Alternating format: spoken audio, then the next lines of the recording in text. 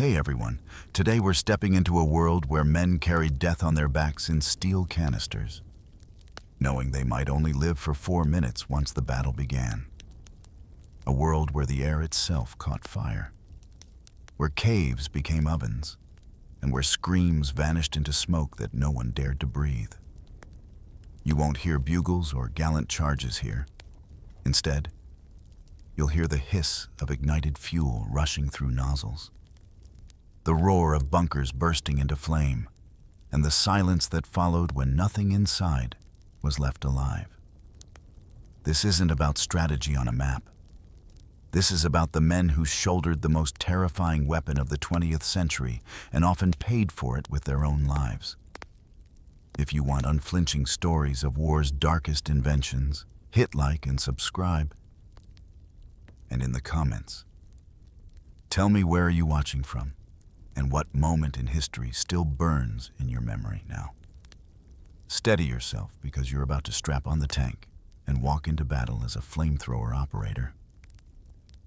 You stand there, a chill wind perhaps whispering across the desolate landscape. Or perhaps the heavy, humid air of a distant jungle presses down upon you.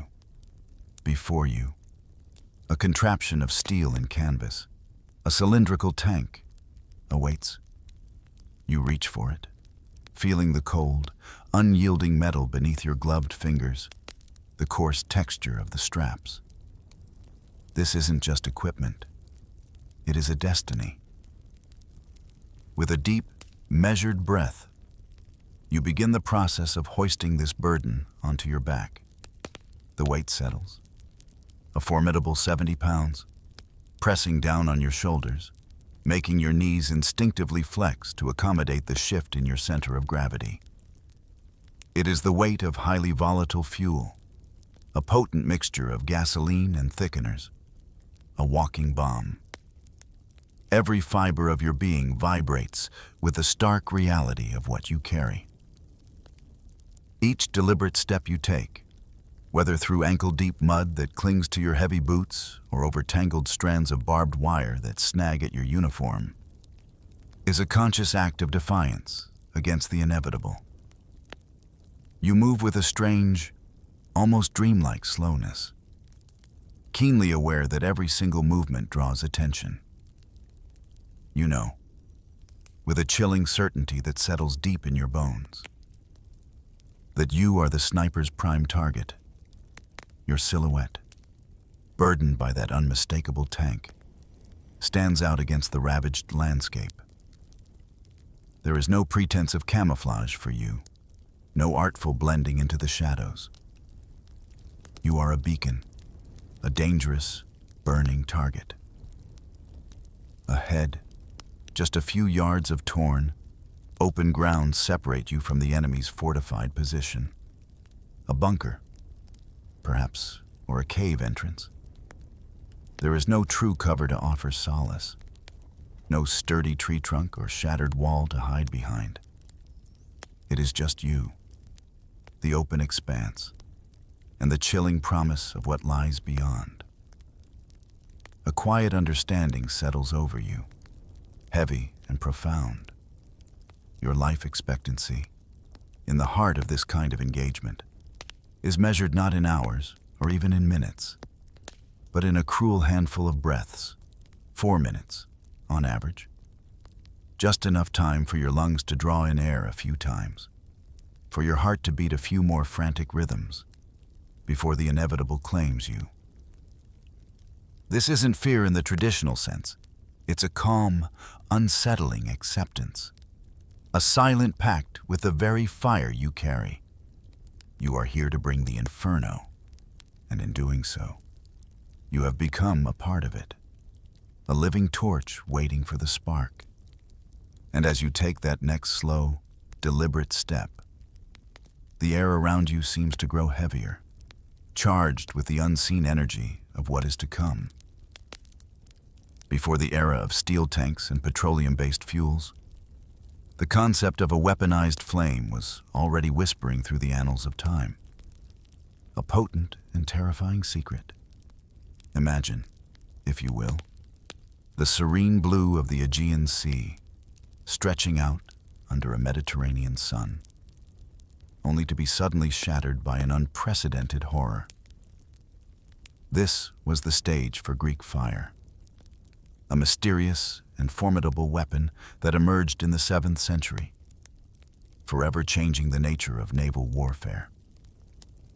You picture ancient galleys, their oars rhythmically churning the water, sails billowing, all transformed into towering infernos on the waves. The exact composition of Greek fire remains an enigma, a secret guarded so fiercely that its formula has been lost to history. Yet, its legend burns bright, a testament to its devastating power. You can almost smell the acrid smoke, hear the terrified cries as entire fleets, once proud symbols of naval might, were swallowed by unquenchable flames. It was said to burn on water, to cling to the hulls of ships, defying all attempts to douse its infernal embrace. This wasn't merely a weapon. It was a psychological terror, a harbinger of doom that turned the very element of life into an instrument of destruction. The stories tell of its introduction during the Byzantine Arab Wars, particularly in repelling Arab sieges of Constantinople. You might imagine the sheer disbelief, the panic that must have gripped the enemy sailors as streams of liquid fire erupted from nozzles mounted on Byzantine ships, arching across the water to engulf their vessels. The sight alone, a fiery serpent striking across the waves, must have been enough to break the morale of even the most hardened warriors. The air would have been thick with the smell of burning pitch and wood, mingled with the metallic tang of fear. The heat radiating from the burning ships would have been immense, turning the once cool sea breeze into a searing wind. This ancient, almost mythical flame laid the groundwork for a deeply unsettling truth that fire, in its most unleashed form, possessed a primal terror no other weapon could quite replicate. It consumed, it purified, it obliterated, leaving nothing but ash and memory in its wake. The echoes of those burning ships, the whispers of the unholy fire that danced on the water, lingered for centuries, a silent promise of the horrors to come. The idea, dormant for so long, of wielding such destructive elemental power, waited patiently in the human consciousness, ready to be rediscovered and refined, eventually transforming into the very apparatus you now find strapped to your back. The past, in its own quiet, slow-flowing way, had set the stage for the terrifying present. Centuries later, the quiet, almost forgotten whispers of Greek fire resurfaced, not on the open seas, but in the muddy, scarred earth of the Western Front. It was the Germans, in the grim landscape of World War I, who revived this ancient and terrifying idea, giving birth to the Flammenwerfer, the flamethrower. You can imagine the bleak, desolate stretch of no man's land, pockmarked with shell craters, a labyrinth of trenches carving scars into the land. Then, for the first time, soldiers witnessed something utterly new, something that defied the conventional horrors of bullets and gas. You might be huddled in a trench, the cold, damp earth pressing against your back, the air thick with the smell of stale gunpowder and fear. Suddenly, from across the shell-cratered expanse, a terrifying sight unfolds. Steel tubes, held by figures in the distant enemy trenches, begin to spurt jets of incandescent fire. It's not a burst of light, but a liquid stream of pure, consuming flame, arcing across the churned earth. The fire seems to dance and writhe, blazing across the desolate landscape like something malevolent, as if ancient demons themselves had been unleashed from the depths of the earth, come to cleanse the world in a horrifying purification ritual. The roar, a deep, guttural sound, follows the visible flame, a sound that promises absolute destruction. But the early flamethrowers were a double-edged sword, as dangerous to their users as they were to their victims. You can picture the sheer terror of an incident, reported with chilling detail, where a sudden, unexpected gust of wind, a mere whim of nature, twisted a jet of flame in midair. Instead of reaching its intended target, it turned back upon the very men who wielded it, engulfing 20 French soldiers in an instant, burning them alive in their own trench. The wind, usually a gentle whisper, became an accomplice to the horror, a silent betrayer. Within the confines of enemy bunkers, the flames delivered a slow, insidious death. You envisioned the narrow, claustrophobic spaces, the air already stale and heavy, when the inferno erupted inside. It wasn't just the searing heat that claimed lives. The flames voraciously consumed the oxygen, sucking it away with terrifying speed, leaving the men inside to suffocate in absolute, chilling silence. There were no dramatic explosions, no heroic last stands, just the quiet, agonizing struggle for breath as the life-giving air vanished. And even for those who survived the initial blast, the danger lingered. The dense, choking smoke that filled those confined spaces carried with it a silent killer carbon monoxide. Minutes, sometimes an hour or more. After the flames had subsided, survivors would quietly collapse, their bodies finally succumbing to the invisible poison. For the first time, war didn't just kill with bullets or shrapnel. It didn't just maim with gas. It consumed souls with fire, leaving a lingering, unseen horror that haunted the very air. This new form of warfare added a layer of primal terror, a deep-seated fear of being utterly consumed, body and spirit, by an unholy element. To be struck by the fiery breath of a flamethrower was to experience a horror beyond words, a transformation from living flesh into a searing, agonizing inferno. You can only begin to imagine the terrifying moment, the split second when the liquid fire touches you and your world erupts in an unbearable blaze. The initial shock, the intense, searing pain that instantly consumes every nerve ending in your body. There is no escape, no quick extinguishing. You are, in that horrific instant, transformed into a human torch.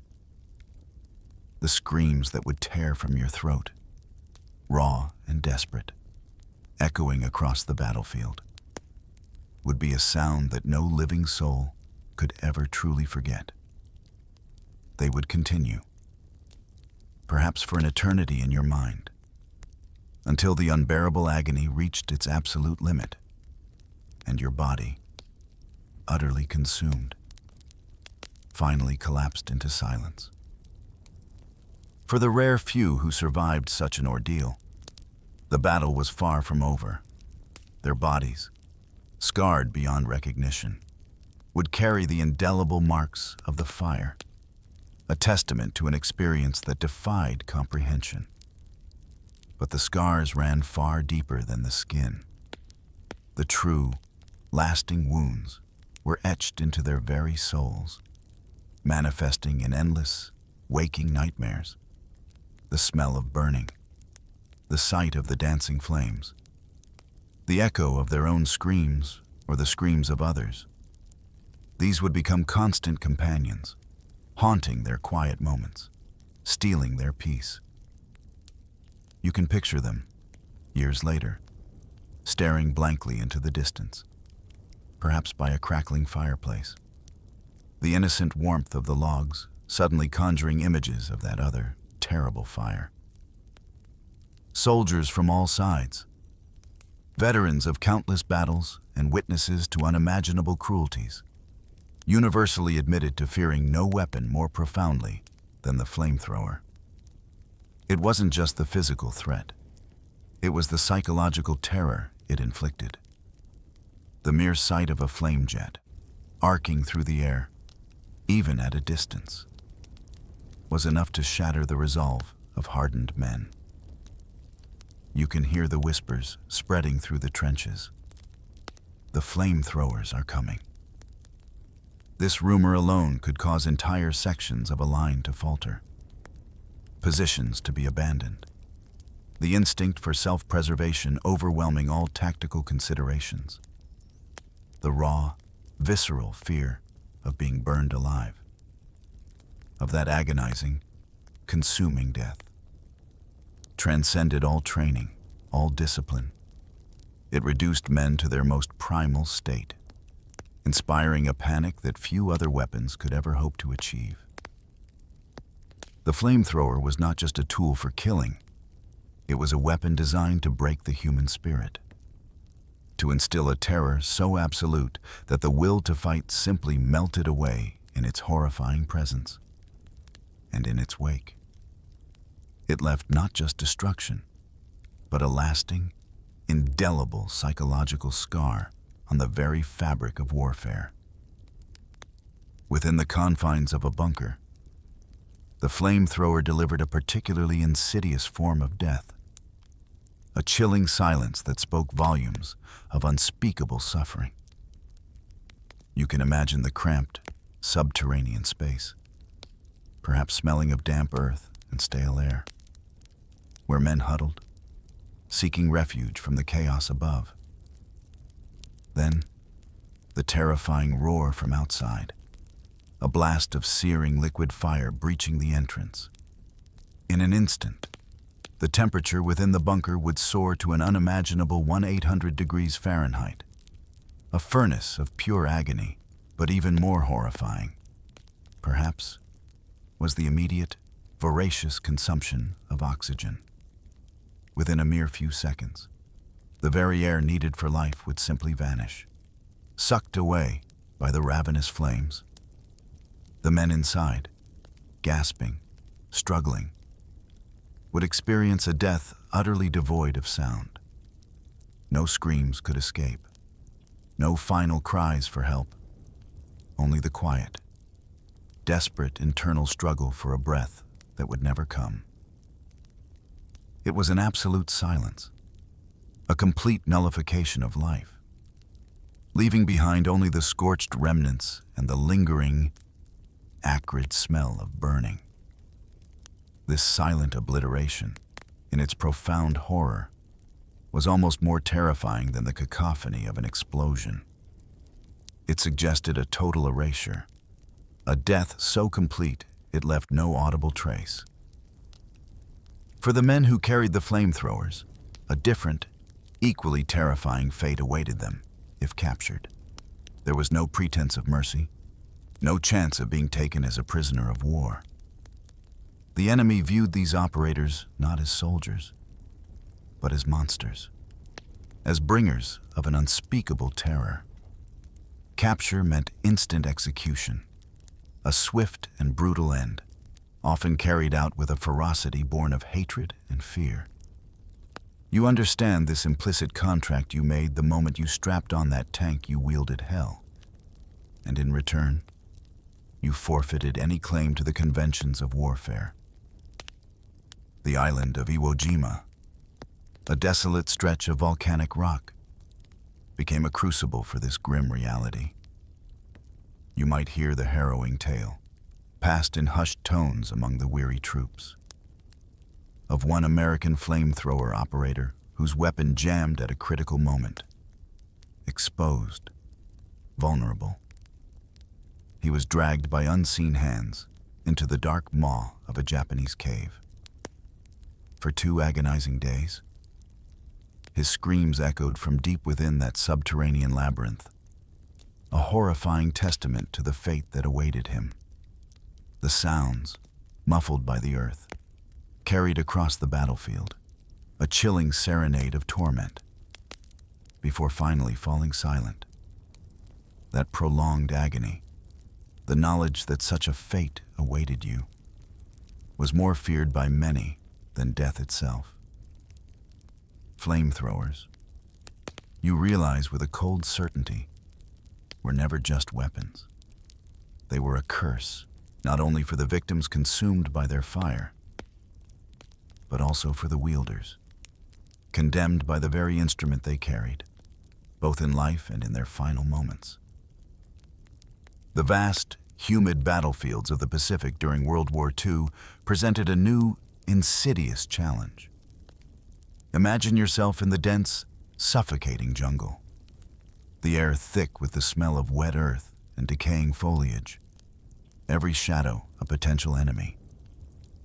Here, the Japanese soldiers had dug themselves into deep, elaborate underground fortifications, pillboxes, caves, and tunnels, a network of hidden strongholds that seemed impervious to conventional attack.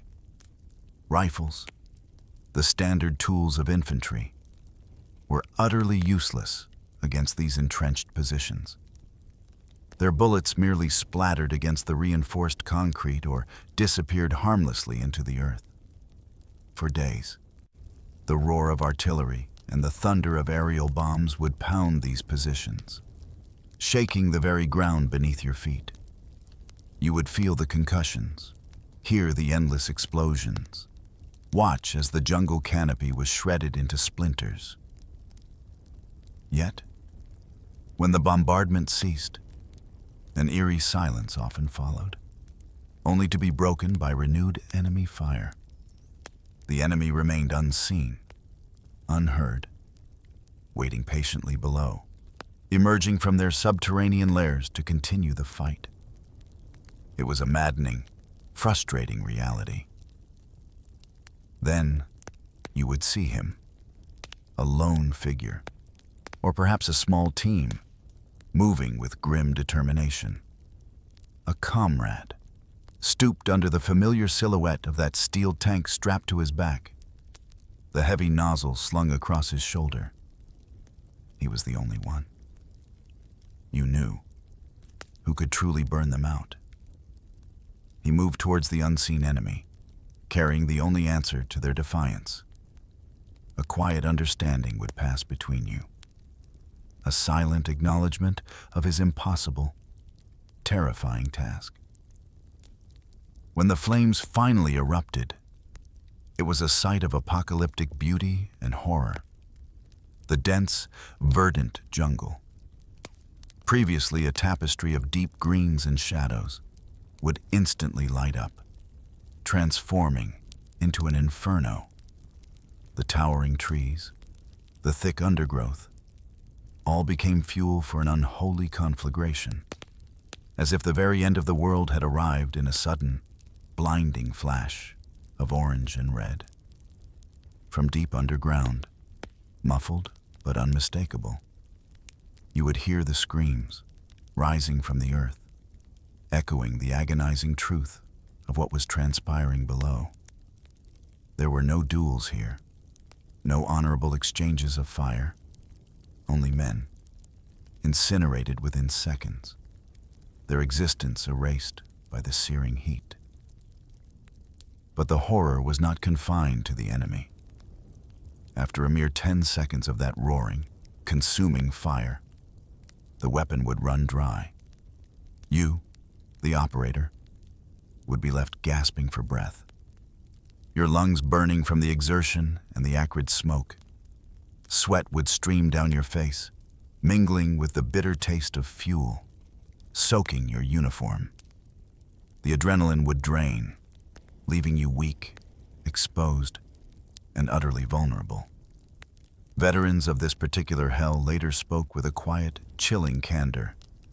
Each burst killed the enemy, but also dug my own grave. For every life extinguished by the fire you wielded, a piece of your own life, your own soul, was consumed as well. The jungle fire, you understood, burned both ways, leaving a scorched earth and a scarred spirit in its wake. February 19th, 1945. You step onto the black volcanic sand of Iwo Jima, a landscape alien and hostile, an island formed from the Earth's raw fury. With every heavy, deliberate stride, your boots sink into the soft, shifting granules, the fine black dust clinging to your uniform, seeping into your pores. The weight of the 70 pounds of fuel on your back feels amplified here, a crushing burden in this unforgiving terrain. Almost immediately, before your eyes can even fully adjust to the desolate panorama, the air around you is torn apart by the brutal, staccato chatter of machine guns. Your comrades, moving ahead or to your flanks, are cut down, their bodies falling onto the dark sand, their screams swallowed by the roar of battle. The objective is clear, yet impossibly grim: to destroy the deeply entrenched Japanese pillboxes, those formidable concrete fortifications spitting death across the beach. To accomplish this, you must crawl, inch by agonizing inch, right up to their very mouths. You envision the narrow slits, the dark openings from which enemy fire spews forth, and know you must bring your fire directly to them. Every yard you painstakingly advance is a gamble, a desperate roll of the dice in the face of overwhelming odds. Each ragged breath you manage to draw might, with chilling certainty, be your very last. The sounds of combat are a dizzying, terrifying symphony. The crack of rifles, the thud of mortars, the constant, tearing spray of machine gun fire.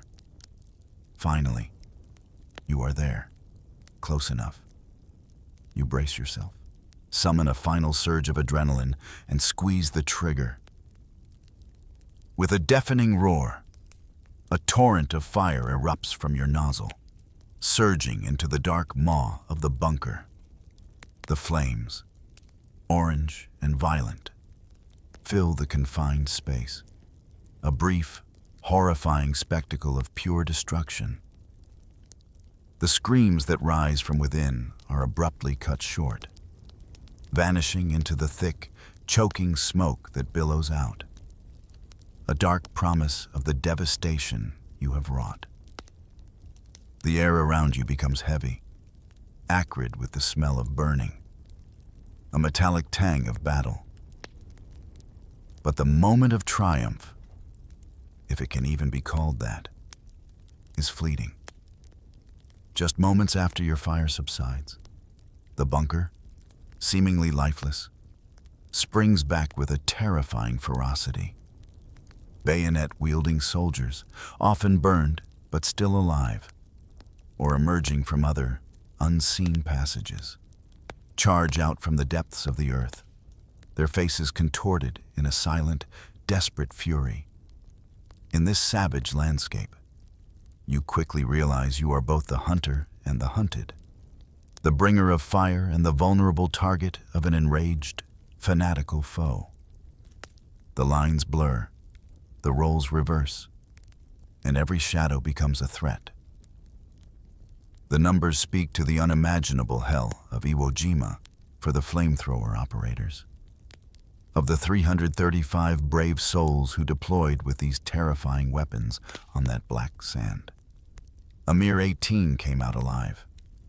This statistic, stark and chilling, underscores the suicidal nature of the task. You are walking into a firestorm, carrying the very instrument of your potential demise, knowing that survival is an almost impossible miracle.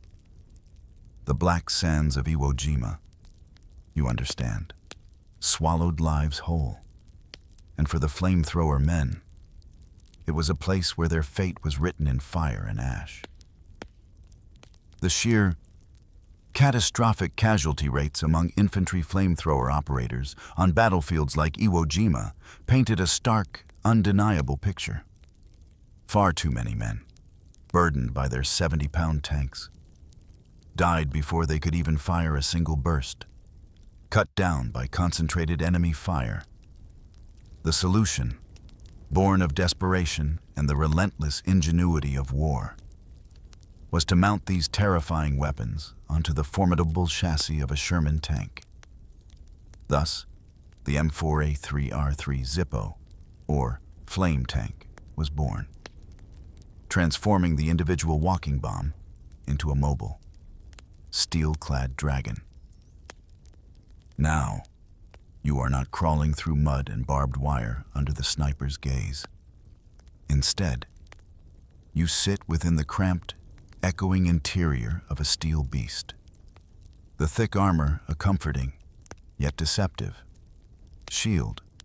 Around you, however, instead of just the usual tank ammunition, are immense fuel tanks, holding 300 gallons of the same volatile liquid you once carried on your back.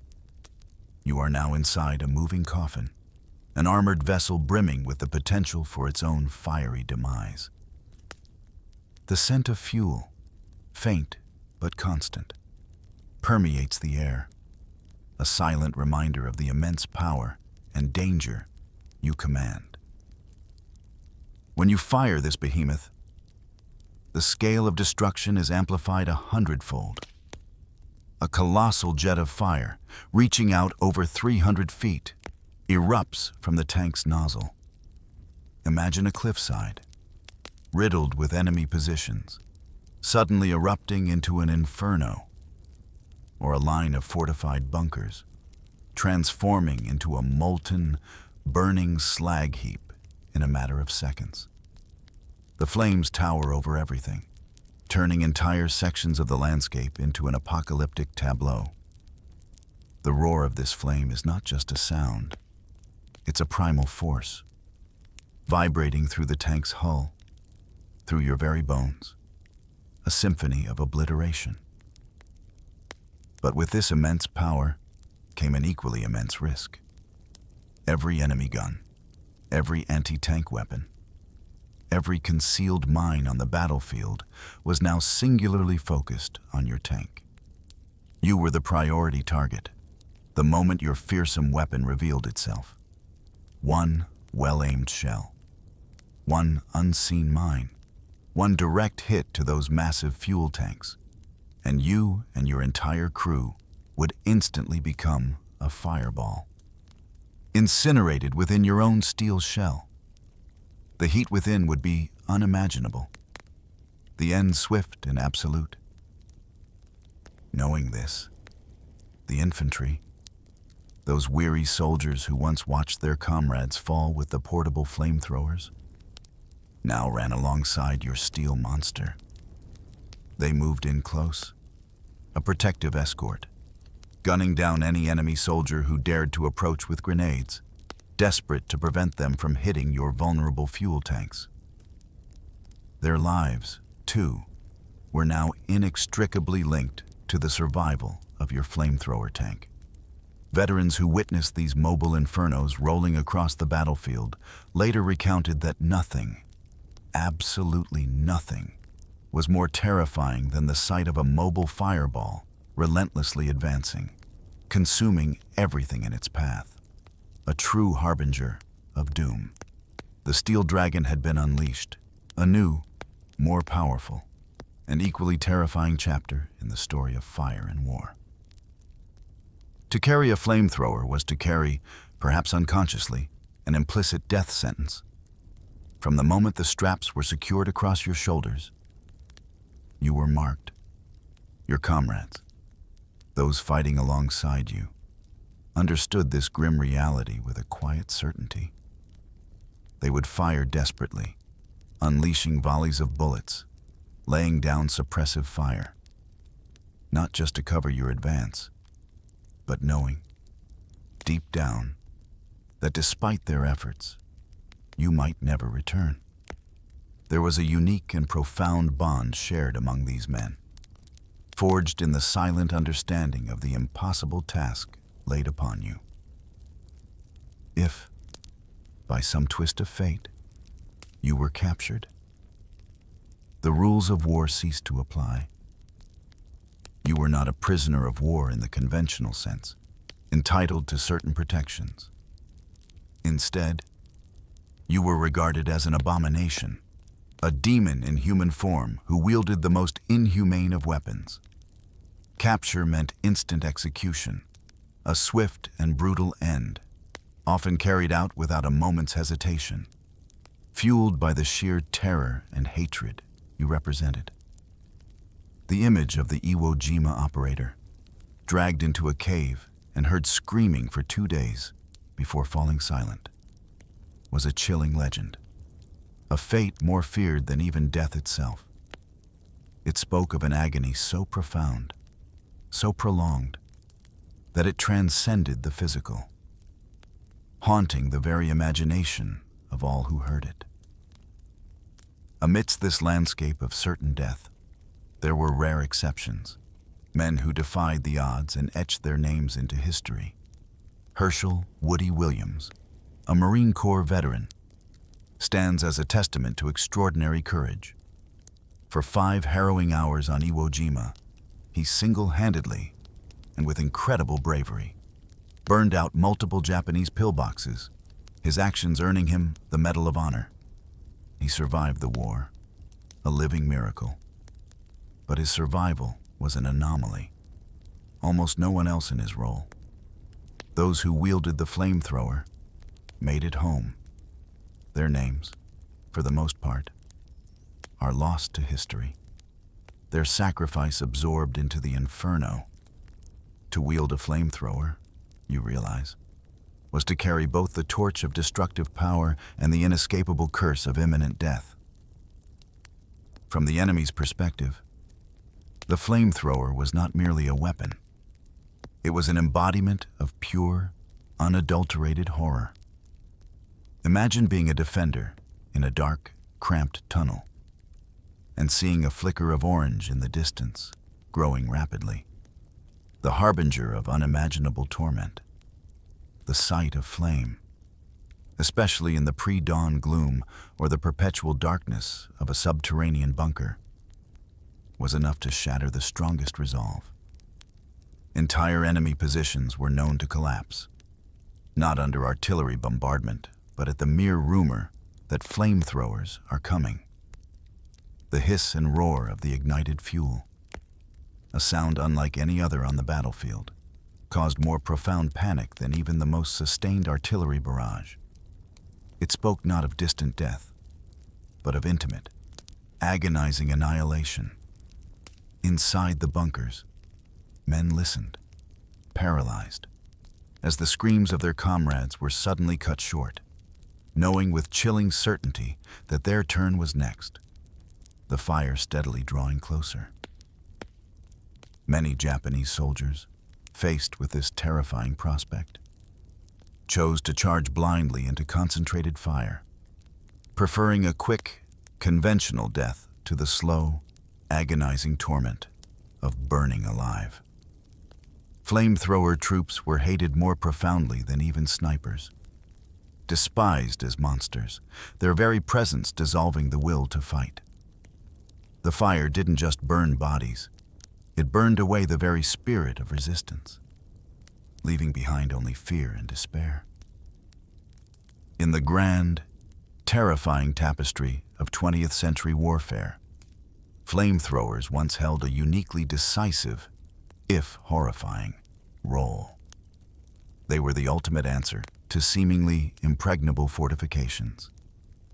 The only weapon capable of clearing out bunkers, caves, and pillboxes that no other artillery or infantry assault could touch. They broke stalemates, opened paths, and were, in their own brutal way, instruments of victory.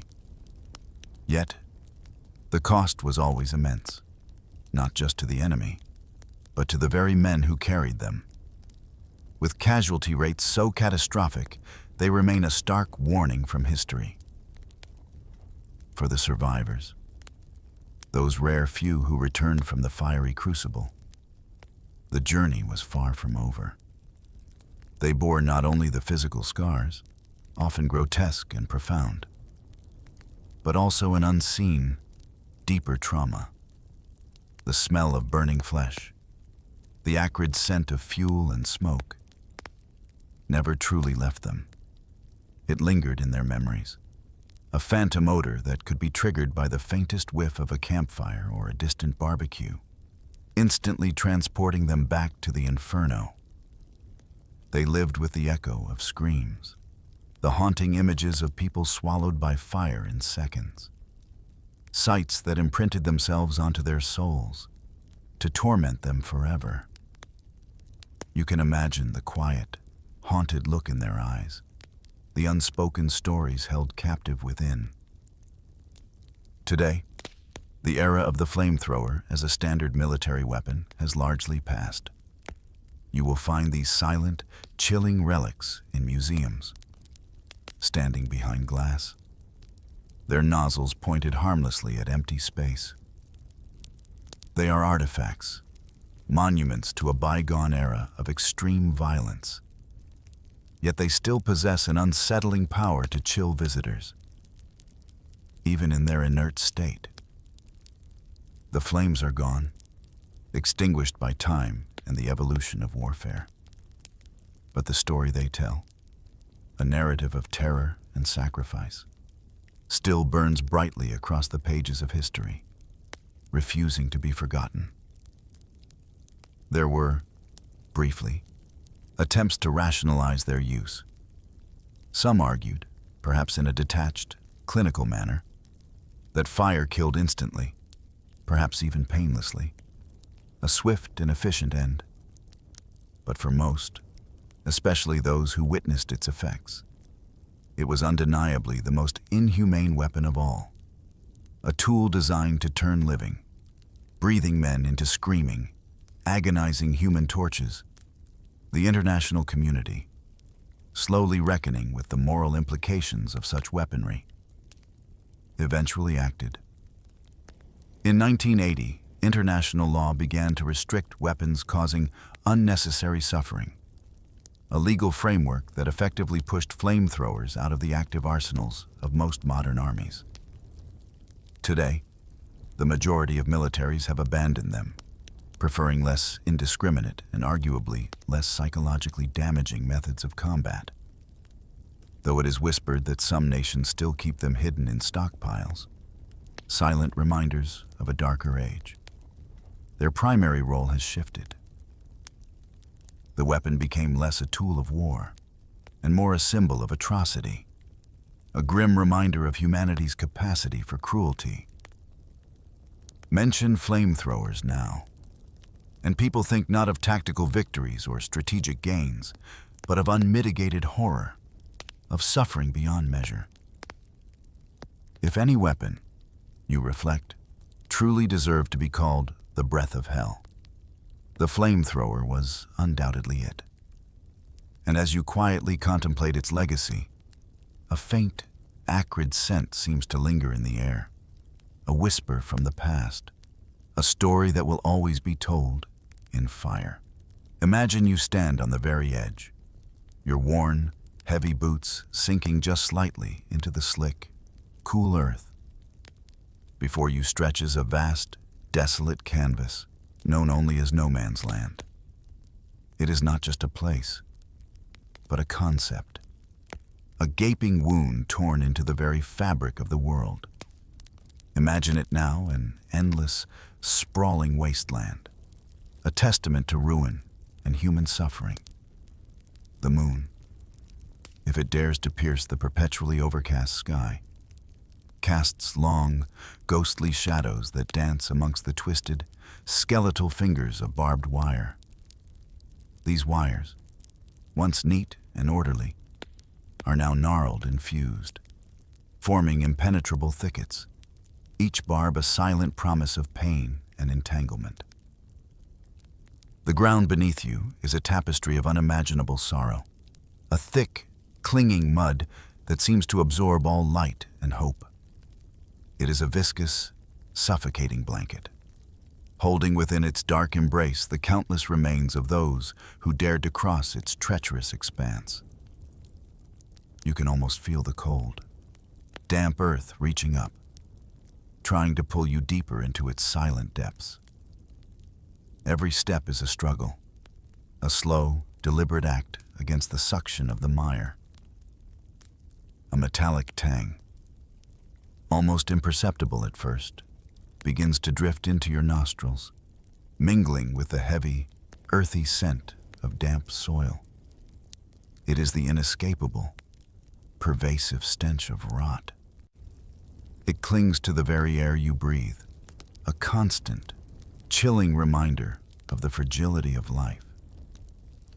This isn't just the smell of decay, it's the smell of forgotten dreams, of youth extinguished, of promises broken.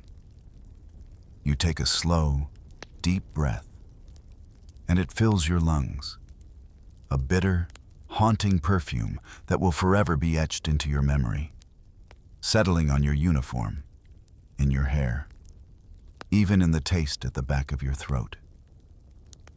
Above this landscape of sorrow, a profound silence reigns, broken only by the mournful sigh of the wind as it whispers through the torn remnants of trees and the rusted strands of wire. But within this silence, there is a distinct, unsettling tension. You know, with a certainty that chills you to the bone, that hidden within the shadowy crevices of the enemy's lines, machine guns wait. They are silent now, dormant, like sleeping beasts, but you can almost feel their cold, metallic presence, their potential for instant, overwhelming violence. They are poised, patiently biding their time, ready to unleash a torrent of lead at the first sign of movement, ready to carve swaths through any living thing that dares to venture into their deadly gaze. You shift your weight, the heavy leather of your pack settling against your shoulders, the rough wool of your uniform chafing slightly. You are keenly aware of the weight of your rifle, the cold steel a familiar comfort, yet also a heavy burden. The air hangs heavy, thick with unspoken dread. The expectation of the next command, the next push, a suffocating shroud over everything. You know the stories. You've seen the aftermath. The orders come from far behind the lines, from generals safe within their headquarters, men who still cling to outdated notions of warfare. They send men, shoulder to shoulder, into this very open, exposed expanse, knowing, deep down, that a horrifying percentage will be cut down, mown down like stalks of wheat before a scythe. It's a grim arithmetic, a calculus of human lives against impossible odds. You've witnessed it yourself.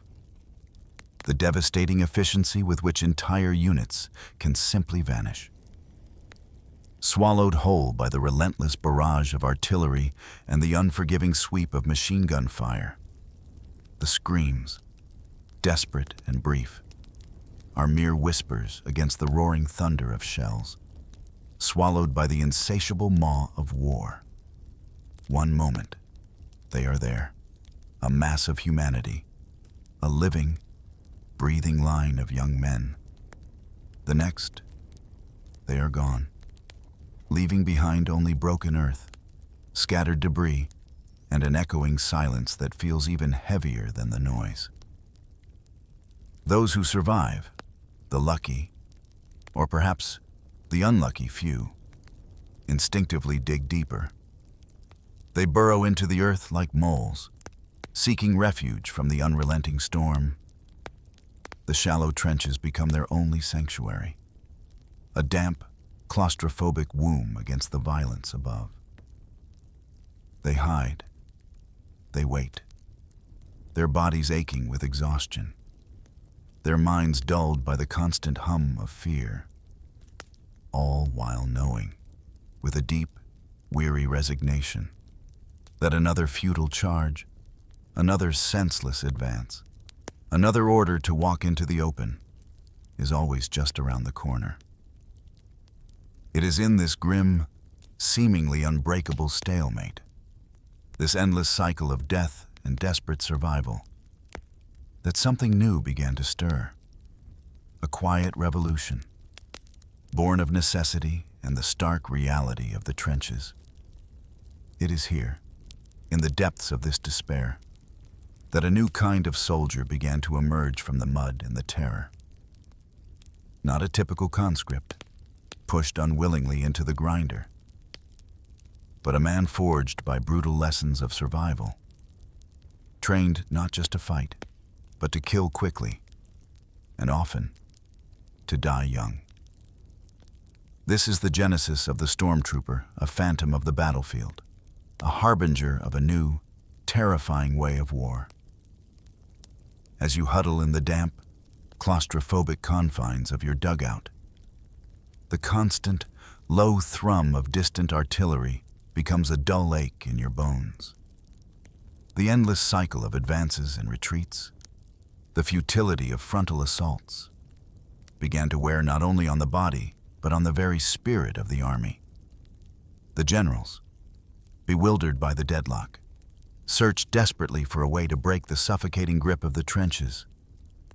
And from this desperate search, a quiet evolution began to take shape, deep within the German lines.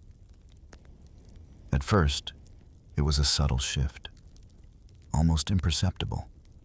Small, clandestine groups, often under the shroud of a thick, rolling fog or the deepest cloak of night, would slip silently across the desolation of no man's land. These were not mass charges, but quiet, surgical raiding parties. They moved with an almost ethereal grace, ghosts in the mist, their objective simple: to gather intelligence, to snatch a prisoner, to sow a seed of terror before melting back into the darkness from which they came. You might have seen their shadows, fleeting and indistinct, or heard the faint, muffled thud of their return, knowing that something momentous, something dangerous, had just transpired. The success of these initial, audacious raids did not go unnoticed. A glimmer of hope, a fragile spark, ignited in the minds of the high command. What if this wasn't just about raiding? What if it could be scaled? What if these tactics, honed in the shadows, could become the blueprint for an entirely new form of attack? The idea began to take root, slowly at first, like a hardy plant pushing through cracked earth. The Germans, with their meticulous precision and methodical approach, began to push this concept further, evolving these scattered raiding parties into something far more organized, far more deadly.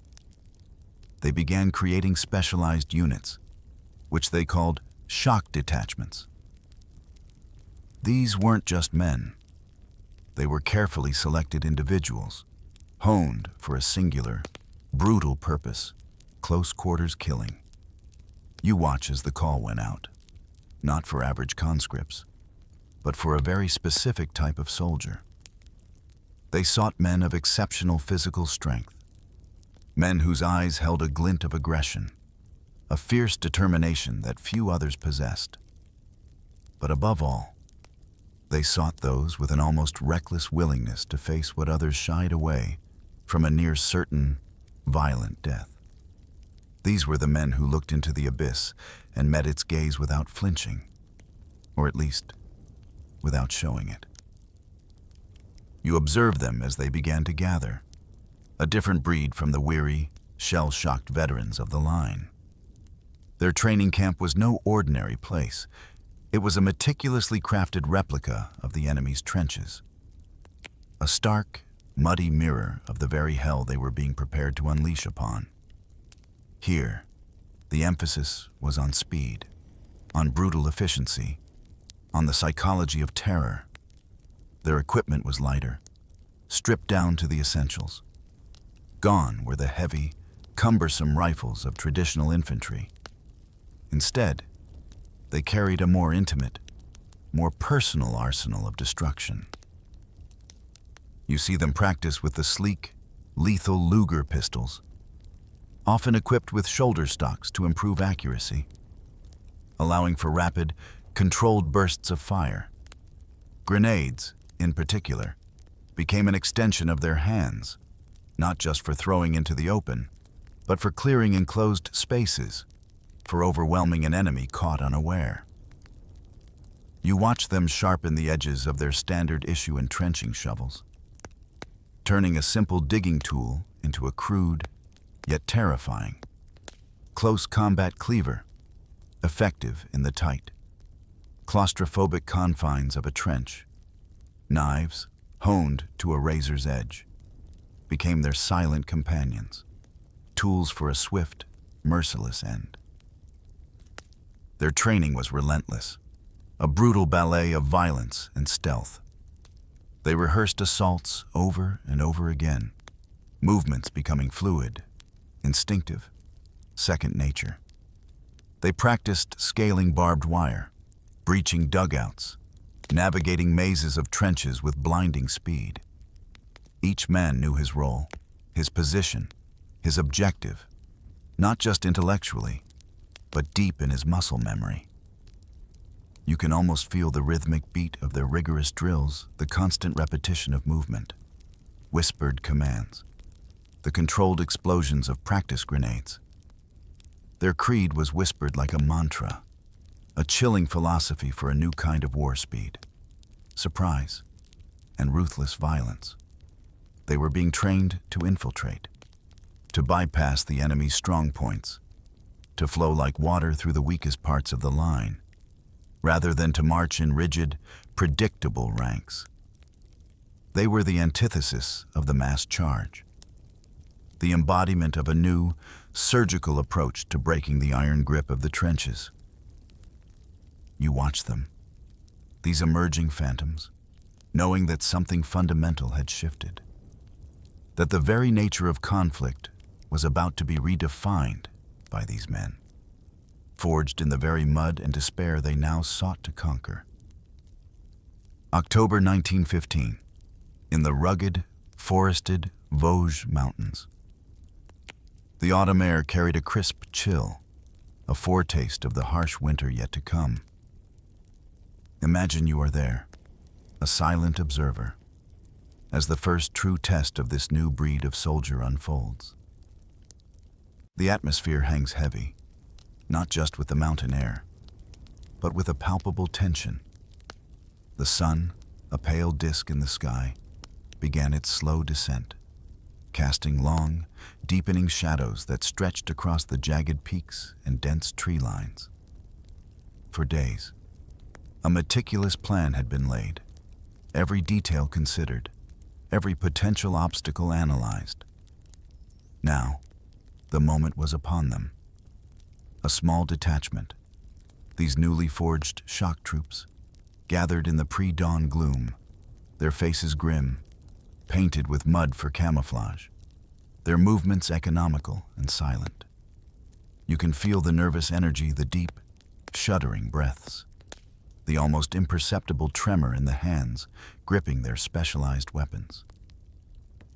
Suddenly, the silence was shattered, not by the prolonged, soul-crushing barrages you'd grown accustomed to, but by a focused, furious burst of artillery fire. It pounded the French positions, a precise, violent symphony of destruction. The ground trembled beneath your feet, the air vibrated with concussive force, and the roar was deafening, filling every space, shaking every bone. But then, as abruptly as it began, it lifted. The thunder faded, replaced by an eerie, profound silence that seemed to press in on all sides, a silence even more unsettling than the noise. It was the quiet before the storm. In that pregnant pause, before the dust had even settled, before the last echoes had died, you see them move, not in a unified charge, but in scattered, ghost-like groups, melting out of the shadows. They crawled through the freshly churned earth, navigating the maze of craters left by the artillery. Their movements were low, fast, almost serpentine, their bodies hugging the contours of the ravaged landscape. In their fists, you see the unmistakable shapes of primed grenades, their pins already loosened, ready for instant deployment. They burst into the enemy trenches with a suddenness that bordered on the supernatural. One moment, there was quiet. The next, a maelstrom of violence. The French defenders, still dazed and disoriented by the abrupt artillery, were caught utterly unprepared. Many were still scrambling from the relative safety of their dugouts, rubbing sleep from their eyes, their minds struggling to comprehend the sudden shift from bombardment to intimate, brutal combat. They were met not by a wave of humanity, but by swift, silent figures, appearing as if from the very earth itself. The Stormtroopers did not waste time on strong points, those fortified bunkers designed to withstand conventional assaults. Instead, with a tactical cunning born of their intensive training, they bypassed them entirely. Their goal was not to obliterate every pocket of resistance, but to create chaos, to sever the nerves of the enemy's command structure. The result was instantaneous and devastating panic, like a contagious disease, spread rapidly behind the French lines. You witnessed the unraveling, not by the sheer weight of numbers, not by a protracted struggle of attrition, but by the sheer terror and shock of the unexpected. The French lines, once seemingly impregnable, began to collapse, not under direct pressure, but from within, frayed by a confusion that fed on itself. It was a psychological victory as much as a physical one. For the very first time, the commanders, those distant figures poring over maps, began to grasp a profound truth, the seemingly unbreakable deadlock of the trenches, the endless, grinding stalemate, could, in fact, be broken. A new path forward, a terrifyingly effective one, had been revealed in the quiet, brutal efficiency of these new soldiers. A sliver of hope, albeit a dark one, had pierced the gloom of the Western Front. Imagine the sheer practicality, the chilling efficiency of the tools carried by these new stormtroopers. Their gear was not designed for comfort, or even for long-term survival in the traditional sense.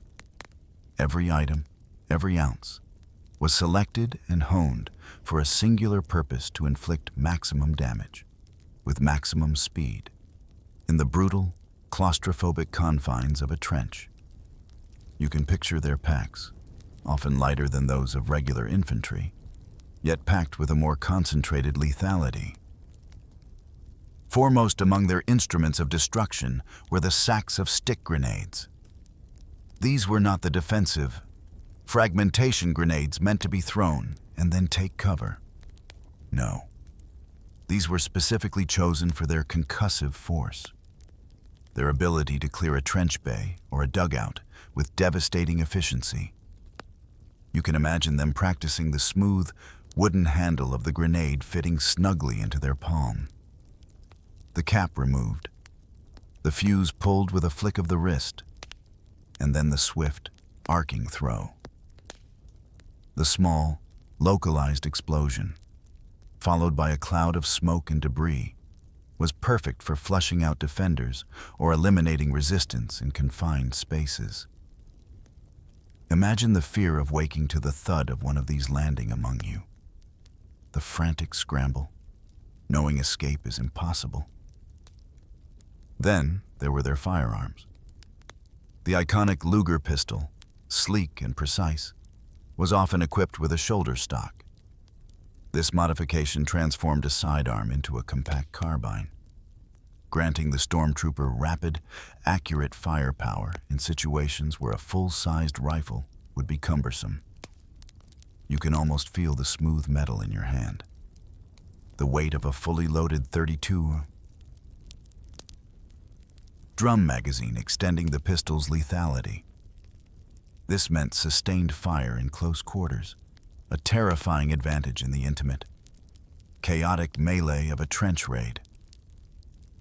As the war progressed, the tools evolved, adapting to the ever-present demand for speed and shock.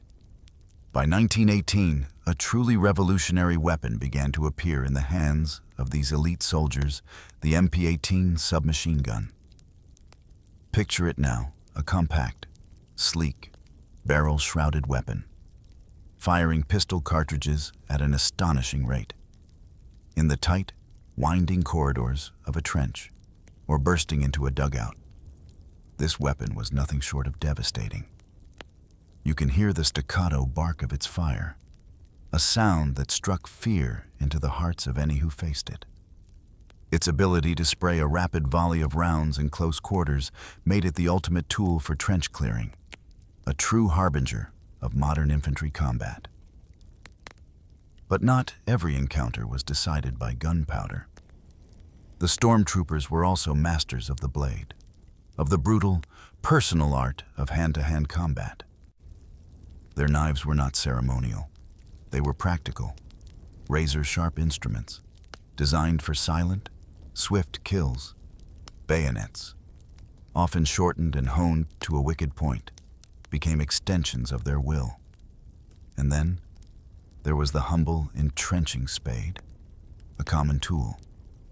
Yet in their hands, it was transformed into a deadly weapon. Sharpened to an edge, it became a cleaver, capable of delivering crushing blows or severing limbs with terrifying efficiency. Hand-to-hand slaughter was not just a possibility. It was a guaranteed, integral part of their grim operations.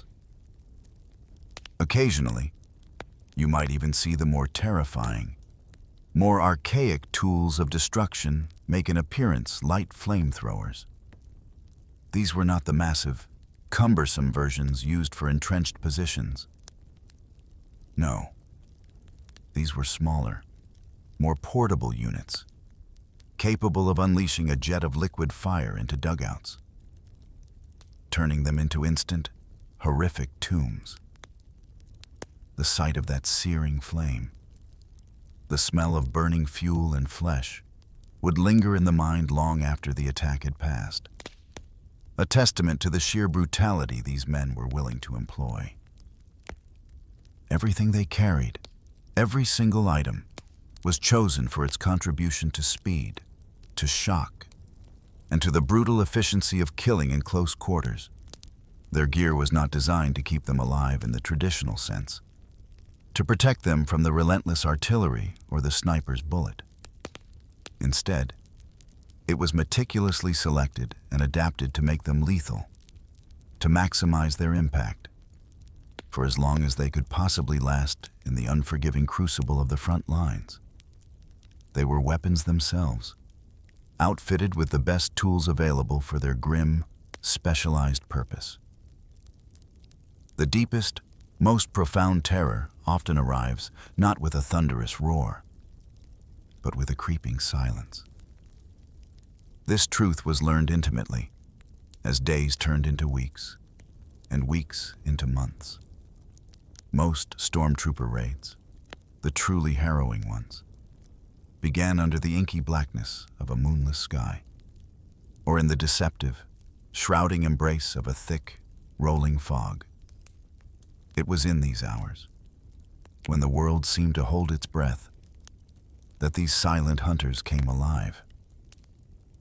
Imagine the absolute stillness. Imagine being there, part of a small, camouflaged squad. Your face smeared with mud and soot, blending seamlessly with the shadows. The air is cold, damp against your skin, and the only sound is the frantic beating of your own heart, a drum against your ribs. Your breath comes in shallow, controlled gasps, each exhalation a cloud in the frigid air. Ahead of you, the barbed wire, a tangled labyrinth of death, stretches out into the gloom. With specialized cutters, men began to work, painstakingly, methodically, severing strands of steel, creating narrow, almost invisible pathways. Every snip was a gamble, every movement a risk. You'd pray, with a fervent intensity that bordered on desperation, not to stumble, not to make a sound, not to catch a piece of uniform on a loose barb. A wrong step, the snap of a twig, an involuntary sneeze, even the faintest whisper that carried too far. And the consequences were immediate, catastrophic. Flares would instantly arch into the sky, exploding with a blinding brilliance that turned night into day, illuminating every hidden detail. Then, the inevitable, the sickening whistle of incoming artillery. Followed by earth-shattering explosions, entire squads would vanish in a heartbeat, dying nameless, their existence erased from the face of the earth. But when successful, when the wire was breached and the path clear, the silence continued, unbroken. They moved forward, silent predators, towards the enemy's sentry posts. These lonely outposts, manned by tired, watchful eyes, were the first line of defense. The attack was swift, brutal, and utterly silent. A sudden lunge, a muffled struggle, a cold, sharp blade across a throat. No screams, no warnings, just a quiet, efficient end. The body slumping into the mud, another anonymous casualty claimed by the darkness. Then, the true terror was unleashed. From the shadows, without a spoken command, grenades began to rain into the enemy's dugouts. The explosions were muffled, but concussive, ripping through the earth and timber, tearing through the flimsy protection. Men, jolted from a fitful sleep, awoke not to a distant alarm, but to the blinding flash of fire, the deafening roar, and the cold, unyielding steel of a bayonet or a spade in their beds. The transition from sleep to brutal, intimate combat was instantaneous and horrifying. Chaos spread through the enemy lines with a speed faster than any bullet. No one knew how many attackers there were. The darkness became their ally, distorting perceptions, multiplying shadows, transforming a small detachment into an unseen legion. The whispers of panic grew into shouts, then into desperate cries. The fear was palpable, infectious, spreading through the defenders like a wildfire. Survivors, shaken to their core, would later swear, with wide, terrified eyes, that these stormtroopers seemed to appear not from across the battlefield, but from the very ground itself. Phantoms conjured by the terror of the night. The darkness was not just an absence of light.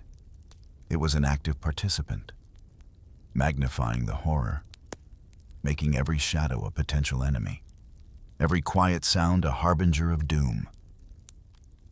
The very name Verdun, even today, echoes with a profound and chilling resonance. It was February 1917 when the bitter cold of winter still clung to the shattered landscape, that the longest, most brutal battle of the entire war began. This was not merely a battle.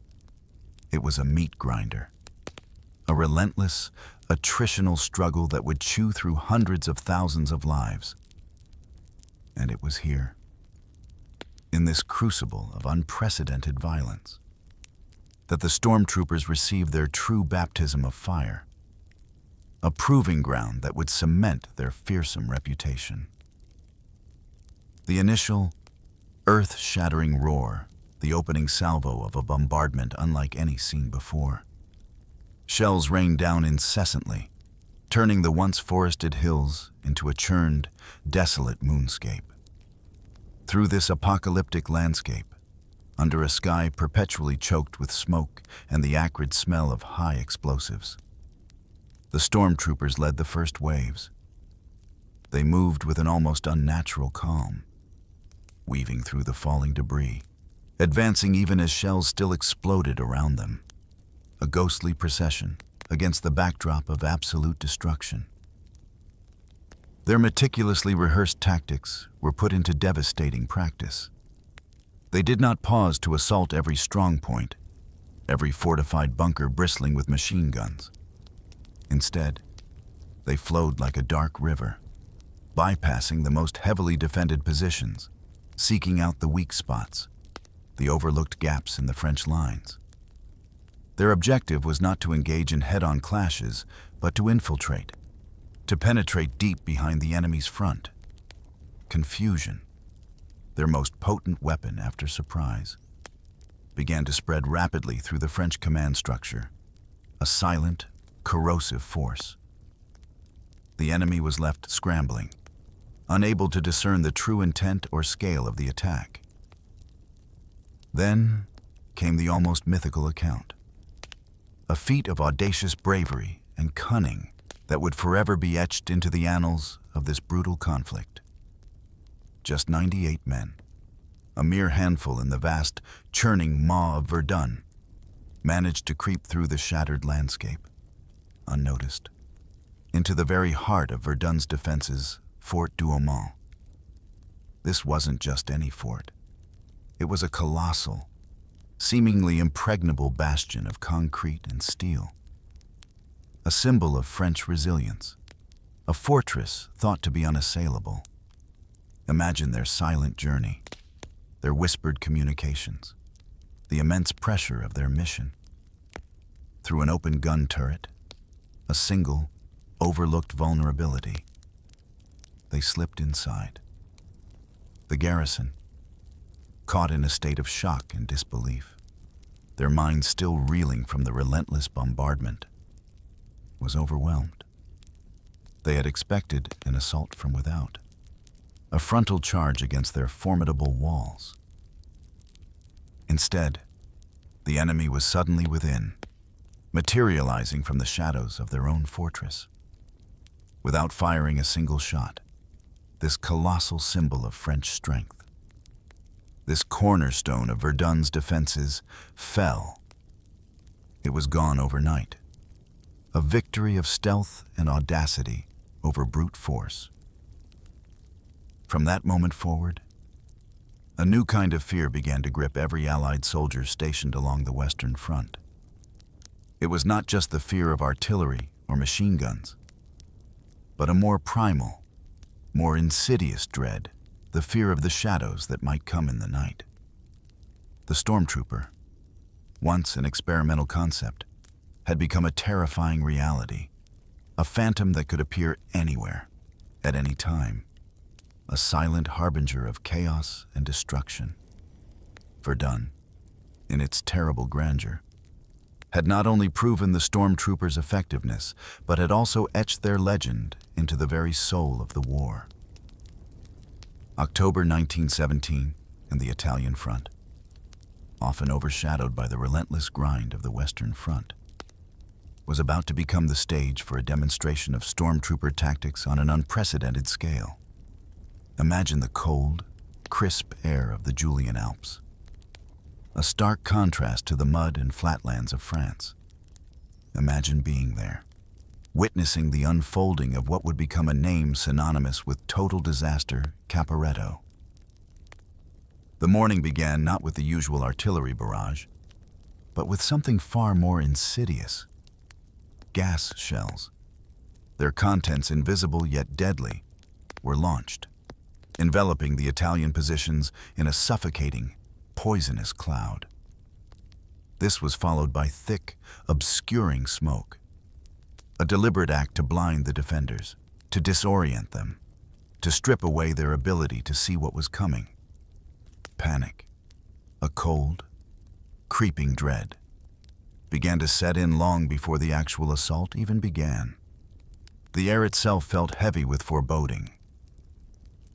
Then, the storm truly arrived, like a torrent unleashed. The infiltrators, these highly trained stormtroopers, began to pour through the weakest points of the Italian line. They did not attack the fortified strongholds directly. No. Their training dictated a different approach. They slipped through the gaps, flowed around the entrenched positions, bypassing the most formidable defenses. The objective was to penetrate deep, to unravel the enemy from within, rather than to engage in costly frontal assaults. Entire Italian divisions began to crumble, not under sustained, heavy fire, but from the sheer shock, the overwhelming confusion, and the terror of an enemy that seemed to appear from nowhere, attacking from unexpected directions. Thousands of soldiers, disoriented and demoralized, surrendered without firing a single shot, their will to fight dissolving in the face of this new, terrifying form of warfare. The lines, once seemingly solid, then collapsed like a house of cards. Within hours, the entire front line disintegrated. The astonishing speed of their advance, 15 miles, gained in a single, devastating day. A feat almost unimaginable in the static, bogged-down warfare of the First World War. The statistics that follow are staggering, almost unbelievable in their grim severity. Over 265,000 Italian soldiers were captured. Their war abruptly and ignominiously ended. 10,000 were killed, their lives extinguished in the chaotic retreat. And another 30,000 were wounded, their bodies broken by the relentless onslaught. The word camaraderie quickly echoed across Europe, becoming synonymous with total disaster, a stark and brutal lesson in the power of infiltration and psychological warfare. It stands as a chilling testament to the effectiveness of the Stormtrooper doctrine, a terrifying blueprint for breaking even the most entrenched of positions. The quiet efficiency, the ruthless speed, the overwhelming shock, these were the hallmarks of a new kind of war. And the Italians had borne the full, devastating brunt of its unleashed fury. The world watched, stunned, as the stormtroopers carved a path of destruction, reshaping the understanding of modern combat. March 1918. The world held its breath. Germany, battered and exhausted after 4 long years of war, knew this was its last, desperate gamble. The war on the Western Front had reached a critical juncture. American forces were beginning to arrive, fresh and determined, promising to tilt the balance irrevocably against Germany. The Kaiser's high command decided to throw everything they had left, every remaining ounce of strength, into one massive, final push. Operation Michael, the Spring Offensive. Imagine being there, in the bitter cold of the pre-dawn hours, the air thick with anticipation and the raw scent of gunpowder. The sheer scale of the preparation was staggering.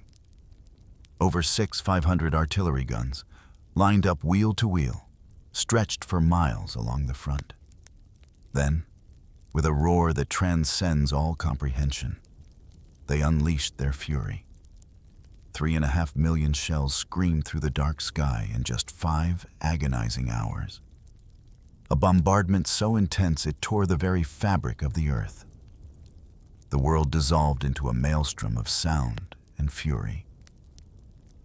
As the artillery shifted, creating a creeping barrage that slowly advanced, a dense, choking fog of gas and smoke shrouded the entire front.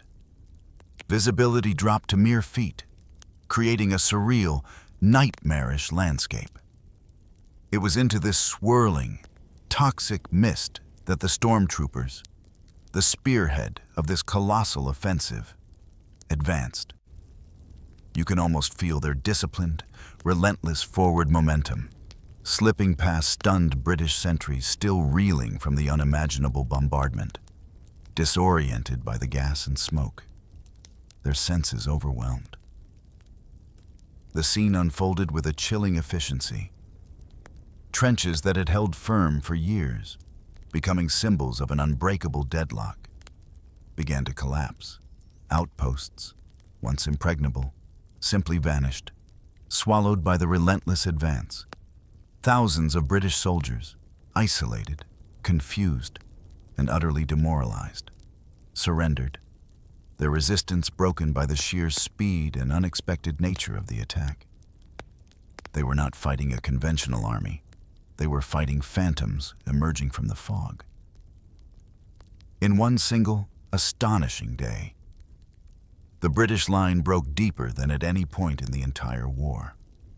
The ground that had been fought over, inch by agonizing inch, for years, was now conceded in miles. For the first time, the seemingly unbreakable trench deadlock was shattered. Truly and decisively, the enemy was pushed back, not just yards, but an astonishing 40 miles in a matter of days. A dizzying advance compared to the static warfare that had defined the conflict. The initial exhilaration, the taste of victory, was intoxicating. It felt as though the war, at long last, might be won. But beneath this initial success, a grim reality began to manifest. The cost of this colossal gamble was catastrophic, far exceeding what even the desperate German high command had anticipated. The shock troops, these elite stormtroopers who had spearheaded the advance, bled out at an unsustainable rate. They were at the very tip of the spear, always in the thickest fighting, always taking the heaviest casualties. They were lost faster than they could possibly be replaced. Their irreplaceable skills and fierce spirit extinguished in the fires of their own success. The victory, though initially spectacular, carried within it the seeds of ultimate defeat. The very nature of being a stormtrooper meant a life lived on the razor's edge, a constant dance with death. One comes to understand that their incredible successes carried within them the devastating seeds of their own destruction. They were, by design, always at the tip of the spear, the first to breach enemy lines, the first to face the most ferocious resistance, and inevitably, the first to die. Their triumphs were bought with an unsustainable currency, their own lives. Imagine the relentless pace of their advance during Operation Michael. They moved with a speed and ferocity that shocked the Allies. But this very speed proved to be a cruel mistress. They pushed too far, too fast, outrunning their own supply lines. You can almost feel the gnawing emptiness in their stomachs, the thirst that parched their throats, the exhaustion that seeped into every bone. Without consistent food, water, and ammunition, even the most elite soldiers began to falter. They became isolated pockets of desperate men, surrounded by the enemy, cut off from the vital arteries of support. Entire battalions, meticulously trained and hardened by combat, were simply erased from the rosters in a matter of weeks, sometimes even days. The losses were staggering, irreparable. There were simply no replacements of equal skill. No other soldiers who could step into the void left by these specialized warriors. Their training was too unique, their experience too specific, to be replicated quickly or easily. Each fallen stormtrooper represented not just a loss of a man, but the loss of a rare and vital asset, a highly specialized tool for a particular job. Operation Michael, despite its initial, breathtaking gains, vividly illustrated this tragic paradox. The German casualties mounted with horrifying speed, totaling over 240,000 men. And within that terrible number, the stormtroopers, by the very nature of their role, bore the absolute worst of it. They were ground down, shattered, and ultimately consumed by the very offensive they had made possible. Their numbers dwindled, their effectiveness waned, and the sharp, terrifying edge they had brought to the battlefield became dull, blunted by attrition. As their strength bled out, as the irreplaceable skills of these elite soldiers diminished, the grand offensive, once so full of promise, began to collapse. The momentum stalled, then reversed.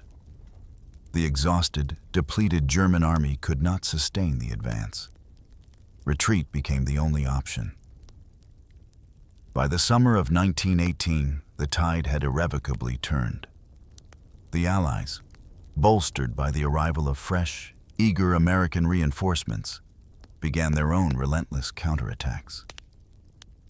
The men who had once terrified Europe, who had shattered the deadlock of the trenches, now found themselves on the defensive, outmanned, outgunned, and utterly spent.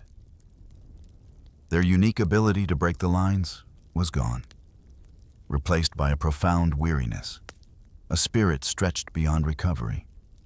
They simply vanished into the brutal statistics of war.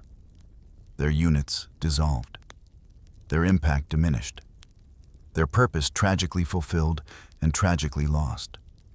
The very success they achieved had ultimately condemned them to annihilation. By November 1918, the long, brutal nightmare of the war was finally drawing to a close. The great conflict, which had reshaped nations and shattered generations, was lost for Germany. As the armistice took hold, the Stormtroopers, as a distinct fighting force, were quietly dissolved, fading into the collective memory of a war-weary world.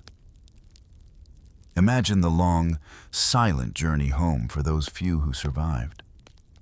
They were no longer the feared phantoms of the battlefield, but men scarred, not just physically, but deeply within their souls, by the unspeakable things they had done, and the unspeakable things they had witnessed in the darkness of the trenches.